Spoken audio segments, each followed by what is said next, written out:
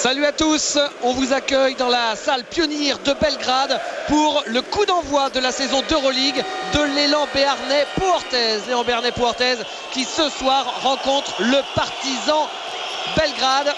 Une équipe de Pau avec un 5 majeur composé de Lonnie Cooper, de C.C. Harrison qui prend un premier shoot à 3 points. Il le met de Artur Drozdov, de Brooks Sales et de Thierry Rupert.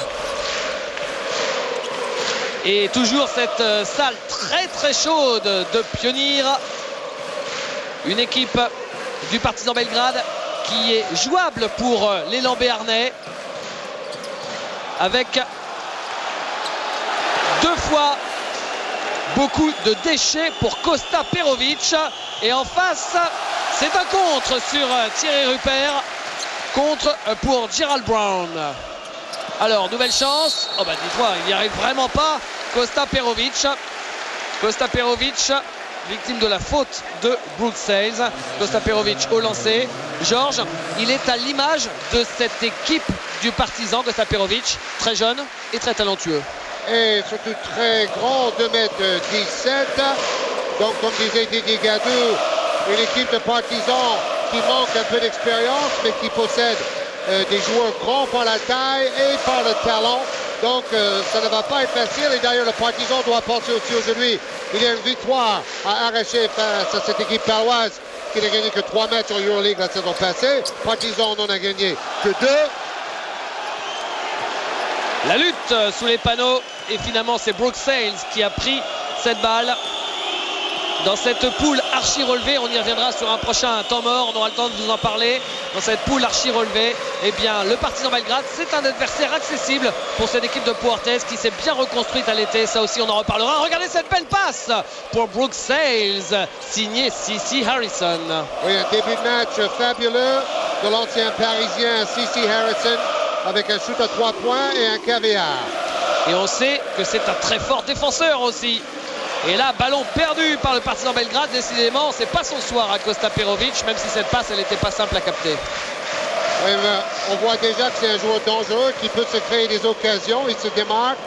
Et bon, le problème, c'est quand il va mettre les paniers de près, ça va faire mal. Hein? Lonnie Cooper.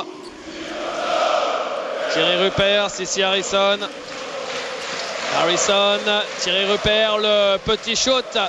Ligne de fond, il est un peu court le shoot de Thierry Rupert. Milojevic ressort pour Gerald Brown. Shoot à 2 points qui est raté et rebond pour Brooks Sales, sorte d'aspirateur à ballon dans la raquette. Oui, tout au long de sa carrière, c'est un très gros rebondeur. C'est sa qualité principale.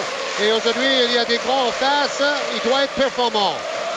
Thierry Rupert. Artur Drozdov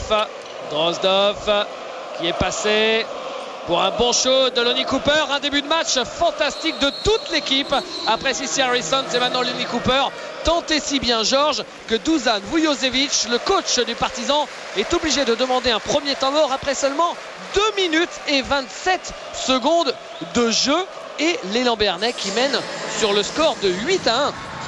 Oui, nous avons assisté à l'échauffement très sérieux des Palois avant cette rencontre. Tous les joueurs avaient l'air très concentrés. Voilà les Béarnais. Et là, c'est nous, donc bonjour à tous. Bonjour. Vous connaissez cette salle de Pionnier. On est très haut. Là, sur cette image, vous en rendez peut-être pas compte, mais on est à quoi? À 20 mètres de hauteur. C'est une salle qui est assez ancienne, Georges. Très chaude. Quand on était à l'Eurobasket, où on n'avait pas forcément de bons souvenirs dans cette salle, on était tout en bas. Faut rappeler pour mémoire que lors de l'Eurobasket, c'est là que la France avait joué son premier tour, où ça ne s'était pas bien passé du tout. Et lorsqu'ils ont joué dans la grande et belle salle de 20 000 places, Beogradská Arena, et ben tout le monde connaît la suite. Il y avait une médaille au bout. Oui, pour montrer à quel point la salle est ancienne, j'ai joué dans cette salle face à Partizan et Obradovic, qui était joueur à l'époque, en 1980. Et d'ailleurs, la salle n'a pas beaucoup changé depuis. Mais bon, il faut dire, il y a une ambiance extraordinaire avec les différentes copes de supporters. Bon, vous les